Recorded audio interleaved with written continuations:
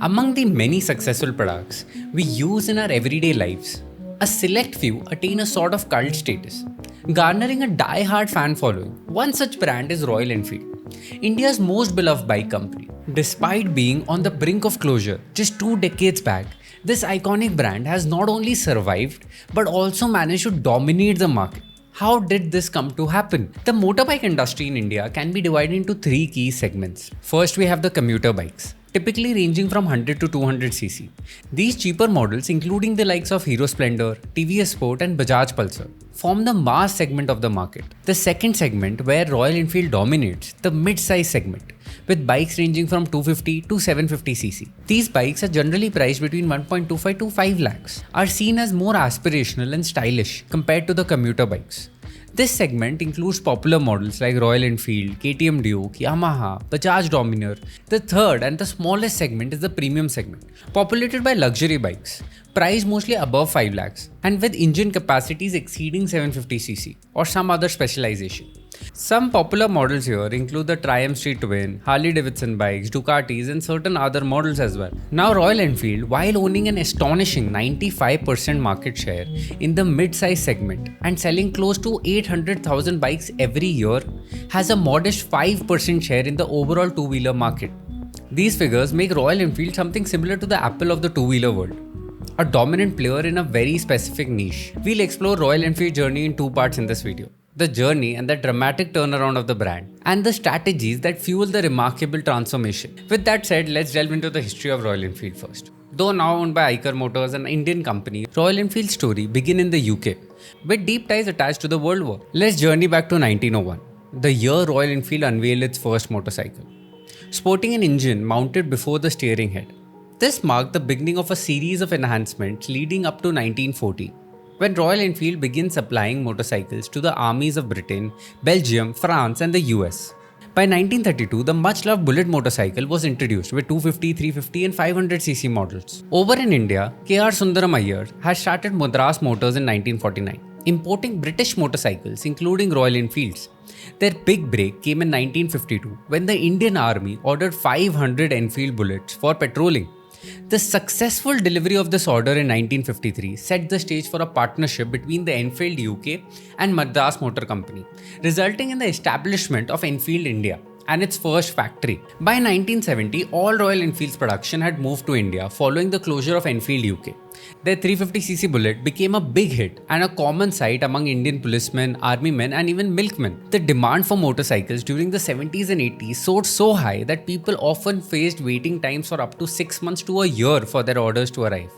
Limited by the number of bikes they could produce, only a handful of companies were in operation in India. The landscape dramatically changed in 1991 with the liberalization of Indian economy. Brands armed with Japanese technology flooded the market with cost-effective bikes offering superior mileage. This competition resulted in dwindling popularity and sales for Royal Enfield, leading to a substantial loss and near bankruptcy by 1994.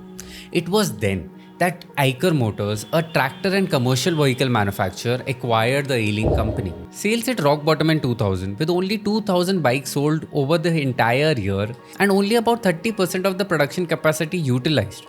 Frequent customers complained regarding engine issues and oil leakages further tarnished the brand's reputation. As losses continued, the Eicher Motors board contemplated discontinuing Royal Enfield bikes. However, Siddharth Lal, then 26-year-old son of CEO Vikram Lal and a passionate Bullet fan, convinced the board to give Royal Enfield one more chance. Fast forward to 2023, and under Siddharth's leadership, Royal Enfield underwent an incredible transformation.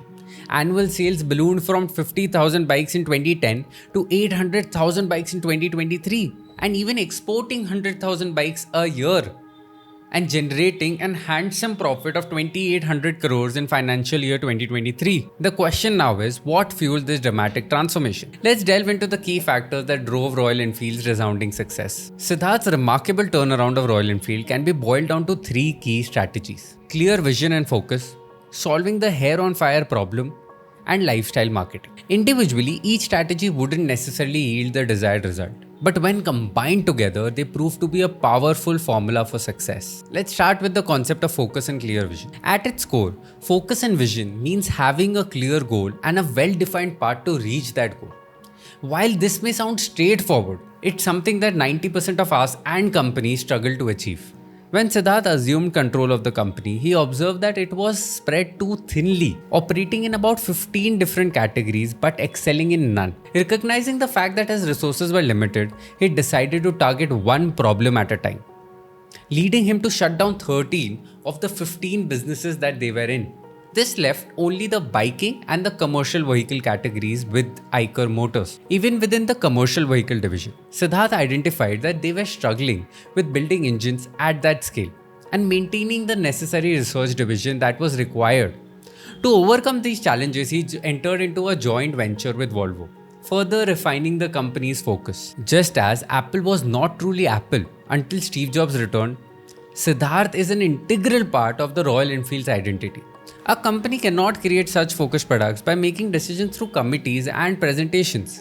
Siddharth's vision for Royal Enfield was straightforward: to create the most reliable and robust bike that any aspirational motorbike owner would want to ride. Furthermore, he aimed to leverage the heritage of Royal Enfield to create a distinctive brand. Think about it. When you hear the name Royal Enfield, a specific image likely comes to your mind. A bullet or a similar model cruising on the road with its characteristic thumping sound. If I were to mention Hero or Suzuki, the images that come to your mind would vary greatly. Siddharth's clear vision and focus made this strong brand association possible. Siddharth's choice to focus solely on the mid-range bike category may have seemed counterintuitive in 2005 due to lack of supporting data. However, his clear vision saw potential where others did not, and that vision ultimately bore fruit. Now, before we examine the second strategy, if you find this video informative, please give it a like and subscribe to the channel. Your support encourages me to create more and more content like this. Let's now discuss the second strategy: becoming the user of your own product, or solving the hair on the fire problem. Siddharth, a passionate biker himself, recognized the biggest problem plaguing Royal Enfield around 2002: bike reliability. With the bike infamous for random breakdowns, Siddharth decided to tackle this head-on, utilizing three key strategies. First, he implemented a policy requiring all staff to ride Royal Enfields every day, enabling first-hand identification and understanding of the issues. Second, he brought in experts, recruiting top talent from around the globe who specialized in bike manufacturing. Lastly, Siddharth relocated to Chennai, the location of Royal Enfield's factory, where he started commuting daily on his Enfield bikes and undertook extensive cross-country trips on his own bikes. While obviously this did not immediately boost sales, Siddharth knew that no amount of marketing could compensate for a faulty product. This combination of practical engagement and global expertise transformed Royal Enfield's greatest weakness into its biggest strength. The complaint rates plummeted from 5% to less than 0.2% in just a few years, drastically improving the bike's reliability. Today, Royal Enfield is synonymous with ruggedness and durability. Whether driven through the harsh terrains of the Himalayas or arid expanses of desert, it thrives, and the serious cross-country riders consider owning a Royal Enfield a mark of their passion. But the game changer in Royal Enfield saga has been their adoption of lifestyle marketing. The fundamental question they asked themselves was, why would anyone buy a Royal Enfield or a bike worth 2 lakh rupees? If a bike's purpose is simply to transport you efficiently from point A to point B, a 60,000 Hero Splendor would suffice. And rightly so, as this category makes up 80 to 90% of bike sales. But if the bike is seen as an extension of one's personality, a means to stand out from the crowd, then a Royal Enfield becomes the choice. This is where Royal Enfield differs significantly from other bike manufacturers. They align closer to a lifestyle brand like Nike and Apple, enjoying a cult-like following that is unswayed by rational arguments. So it's better to think of Royal Enfield not just as a motorbike business, but more of as a lifestyle business. This mirrors why despite hundreds of footwear brands, many people choose Nike, or why despite the availability of more advanced or premium smartphones, Apple remains an aspirational brand.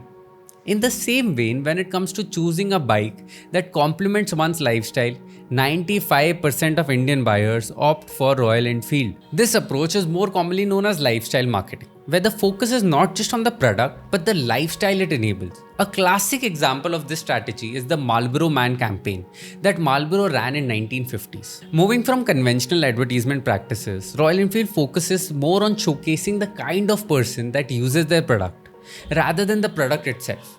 Their adverts emphasize the adventure of the journey, not just the feature of the bike. This approach has 6 primary components: branding and heritage. Royal Enfield bikes possesses a unique vintage appeal that sets them apart from modern sportier motorcycles. By capitalizing on its rich heritage and adopting slogans such as "built like a gun," they invoke a strong sense of their military history. The image they cultivate is one of a bike chosen by the Indian Army, often reinforced in Indian movies where military characters are seen riding a Royal Enfield. This association with a tradition and legendary feat adds to the bike's allure. Second is community and experiences. Royal Enfields foster a strong sense of camaraderie among owners and fans by hosting and sponsoring various community events. Events such as One Ride and Rider Mania engender a strong sense of community among Royal Enfield enthusiasts. Even the distinct sound of a Royal Enfield bike establishes an immediate connection or sense of recognition and belonging. Third is their marketing. Royal Enfield's marketing targets individuals who love open roads and off-ride adventures. They sponsor adventures and expeditions that demonstrates the bike's capability, mirroring Rolex's strategy of sponsoring athletes, long-distance swimmers, and mountain climbers. Observing individuals performing exceptional feats while riding a Royal Enfield makes the bike highly aspirational. Their service station, even in the remotest area, reinforce this image by underlining the bike's capability to travel and perform in diverse environments. Then comes experience-focused showrooms. Royal Enfield showrooms feel more like cafes or experience centers, offering a relaxing environment for customers to explore the bikes. By offering customization options, they tap into the sentiment that each bike is tailor-made for you. Fifth is the kind of segmentation that happens in their product range. Royal Enfield's approach to segmentation challenges conventional methods. Rather than considering themselves as a mid-market as their primary customer base, they target a more specific demographic, predominantly males aged 20 to 35 with highly disposable income. To appeal to this varied demographic, they offer different product categories to different personas. For example, the Bullet and Classic models are aimed at those who value heritage and adventure, the Himalayan for off-road explorers, the Meteor and Interceptor for highway cruisers, and the Scram for young adults seeking adventure and style. Now, the point is that they take the approach of lifestyle marketing and build it across the brand. It is not only about the ads, but about all of these components acting together to sell you a lifestyle rather than a product. Royal Enfield's success seems simple once you understand their integrated approach. The company consistently projects a singular brand image, a rugged, adventurous motorcycle built for any environment. Unlike many other manufacturers such as TVS, Hero or Suzuki, Royal Enfield has a distinct and universally recognized identity. The coherence in company's vision allows it to share the advantage across its entire product line. This includes exclusive events, a sense of community, unique studio experience, shared features in all the bikes, and lifestyle-focused ads. Even when a single product is promoted, the entire range gains visibility due to the shared brand identity. And finally, when a customer decides to buy a Royal Enfield, they can choose from 5 to 6 distinct bikes, each catering to a different persona, but all rooted in the core brand image. Furthermore, the relationship with the customer extends beyond the sale of the bike.